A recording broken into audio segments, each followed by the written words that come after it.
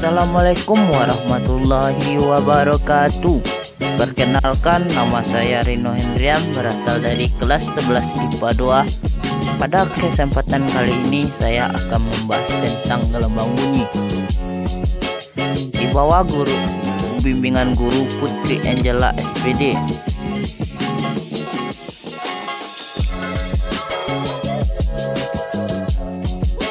KD yang akan saya bahas itu KD 3.10, menerapkan konsep dan prinsip gelombang bunyi dan cahaya dalam teknologi.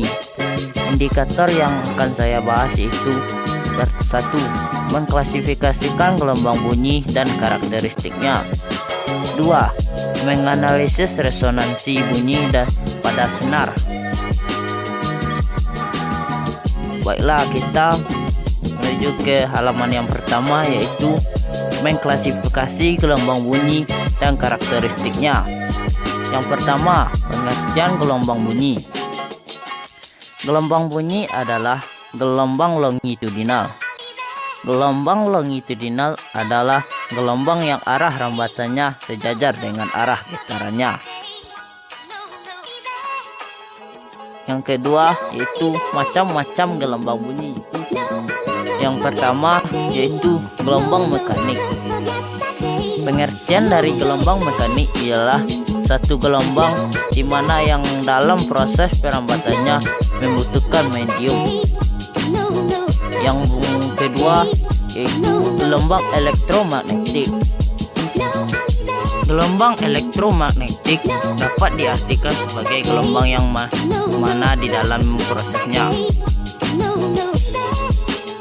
Yang ketiga, yaitu gelombang transversal, merupakan gelombang di mana untuk arah getarannya tegak lurus searah dengan rambatannya.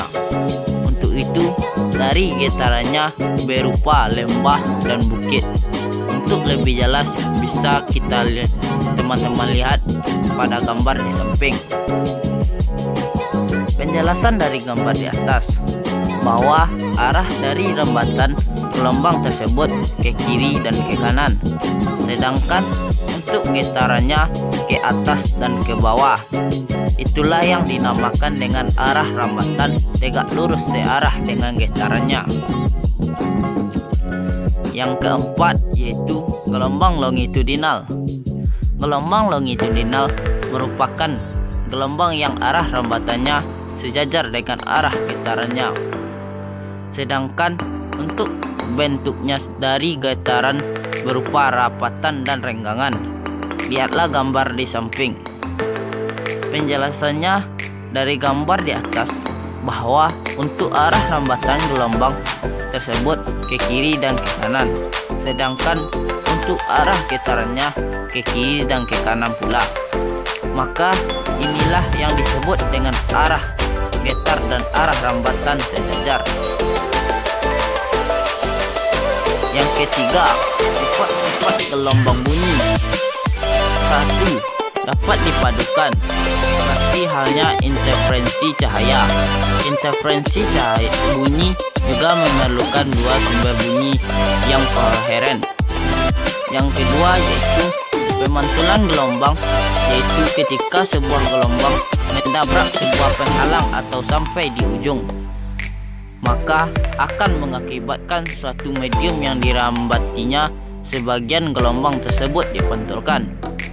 Yang ketiga, pembiasan gelombang, yaitu jika gelombang datang pada suatu permukaan batas yang memisahkan dua daerah dengan laju gelombang berbeda, sebagian gelombang juga akan dipantulkan dan sebagian yang lain akan ditransmisikan. Yang keempat, yaitu difraksi gelombang dan suatu pembelokan atau penyebaran gelombang karena melewati satu celah atau ujung sebuah penghalang.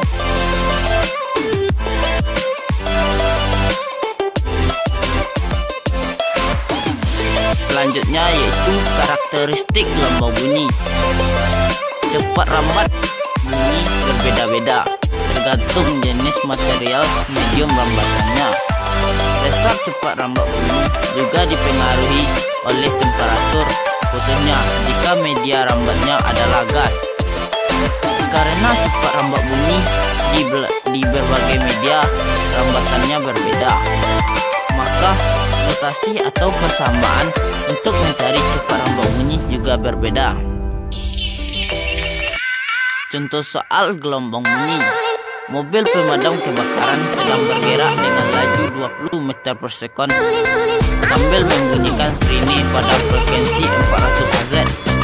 Cepat rambat bunyi di udara yaitu 300 meter per sekon. Jika mobil pemadam kebakaran bergerak menjauhi seseorang yang sedang berdiri di tepi jalan, maka orang tersebut akan mendengar frekuensi sirine pada frekuensi. Pembahasan diketahui PS sama dengan 20 meter per sekon positif karena mobil menjauhi pendengar. PP sama dengan 0, pendengar diam di tepi jalan. F sama dengan 400 Hz. P sama dengan 300 meter per sekon. Ditanya frekuensi bunyi yang didengar. Menganalisis resonansi bunyi pada senar. Indikator kedua yaitu menganalisis resonansi bunyi pada senar. Resonansi bunyi merupakan suatu peristiwa ikut bergetarnya suatu benda karena ada benda lain yang bergetar dan mempunyai frekuensi yang sama atau kelipatan bilangan bulat dari frekuensi. Resonansi sangat bermanfaat dalam kehidupan sehari-hari. Misalnya, pada resonansi bunyi pada kolom udara bisa dimanfaatkan untuk menghasilkan bunyi. Syarat terjadinya resonansi bunyi adalah yang pertama, ada sebuah sumber bunyi atau benda yang bergetar. Yang kedua yaitu terdapat sebuah medium perantara untuk merambat. Yang ketiga, terdapat penerima atau benda yang lain. Yang keempat yaitu frekuensi sumber bunyi sama dengan frekuensi alamiah benda yang mempunyai frekuensi yang sama. Contoh resonansi bunyi. Yang pertama, saat gitar akustik dipetik maka akan berbunyi. Itu dikarenakan karena dawai atau senar yang kita petik akan bergetar dan mengakibatkan suara pada kolom udara. Yang kedua, suara beduk yang ditabung. Suara beduk yang kita pukul itu dihasilkan oleh suatu lapisan kulit sapi. Beduk yang bergetar itu sama saja dengan frekuensi udara yang berada di kolom beduk. Contoh soal resonansi. Sebuah sumber bunyi yang berfrekuensi 400 Hz dibunyikan di atas kolom udara. Perkerasan pertama terjadi pada saat panjang kolom udara di atas permukaan air setinggi 20 cm. Berapa kecepatan bunyi di udara pada saat itu? Penyelesaiannya dapat teman-teman lihat di sebelah soal. Sekian yang dapat saya sampaikan. Terima kasih. Assalamualaikum warahmatullahi wabarakatuh.